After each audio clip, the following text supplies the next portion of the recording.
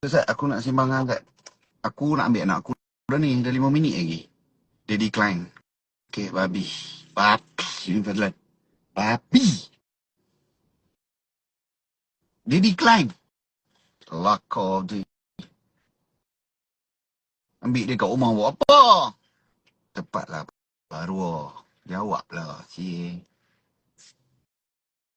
Cepatlah, Mat. Jawablah, Sat. Shit. Astaghfirullahaladzim. Tengah berak ke, Mat? Ha? Tengah berak ke tu? Takkan aku berak kat luar rumah. Kau gila ke apa? Aku ada otak lagi lah. Takkanlah nak berak kat Mana luar. tahu kok ang punya jamban ada feature wall. Oh, ya.